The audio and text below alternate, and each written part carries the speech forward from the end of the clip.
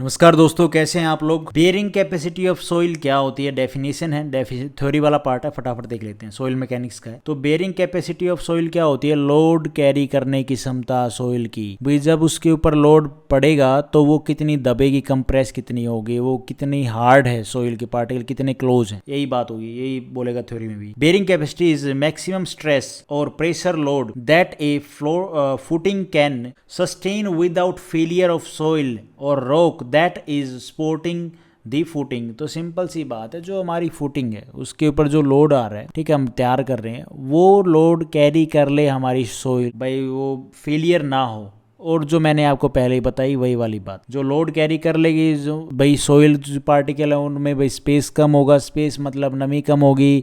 मतलब ये है कि जो हमारे सोइल के पार्टिकल हैं वो पास पास में होंगे तो क्या होगा, हमारी जो सोइल है वो कंप्रेस ज्यादा होगी, वो लोड कैरी करने की क्षमता उसकी अच्छी होगी, है ना। और भाई जिसके बेयरिंग कैपेसिटी कम होगी तो पार्टिकल दूर दूर होंगे तो लोड पड़ते ही क्या वो बैठ जाएगी, जैसे आपने देखा होगा अक्सर। उसके बाद it is the capacity of soil to support the load without failure. ये कैपेसिटी चेक करते हैं सोइल की कि लोड पड़े तो कोई फेलियर ना हो, कितना मैक्सिमम वो लोड बियर कर सकती है। Bearing capacity ultimate bearing capacity होती है, नेट अल्टीमेट बेयरिंग कैपेसिटी होती है, सेफ बेयरिंग कैपेसिटी होती है सोइल की। ये हम करेंगे जब आरसीसी में जब हम डिजाइन करेंगे स्लैब को, कॉलम को, स्ट्रक्चर को, वहां पे मैं आपको बताऊंगा अल्टीमेट बेयरिंग कैपेसिटी कहाँ यूज होती है, कैसे यूज होती है। ये हम प्रॉपर सारा एक घर कैसे डिजाइन किया जाता है, कौन सी कैलकुलेशंस होती हैं, वो सब हम करेंगे।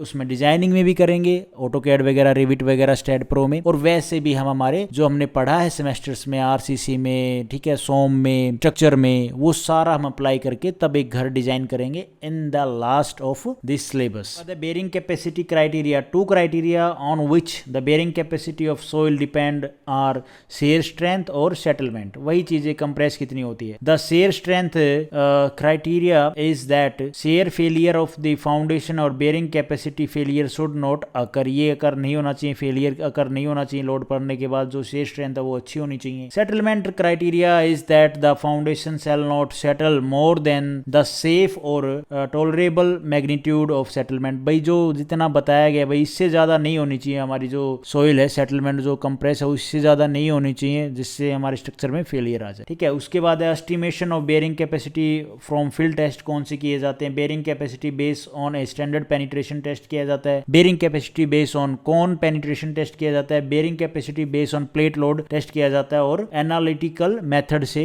हम क्या है बेयरिंग कैपेसिटी निकालते हैं। तो मेन क्या होता है जो फील्ड में आज के टाइम में जो हमारे इंजीनियर है वो यूज करते हैं, वो भी हम फाइंड आउट करेंगे कौन सा टेस्ट सबसे ज्यादा यूज किया जाता है। तो आज इस वीडियो में हम इतना ही करते हैं। Thank you for watching this video. आपको इससे एक बेसिक सा आइडिया होगा बेयरिंग कैपेसिटी की थ्योरी, ठीक है, क्या कैपेसिटी किस क्राइटेरिया पे हम बेयरिंग कैपेसिटी निकालते हैं, टेस्ट कौन से होते हैं। तो thank you for watching this video. Video आपको ठीक लगी तो लाइक करना, चैनल पे नए हो तो सब्सक्राइब करना गाइज।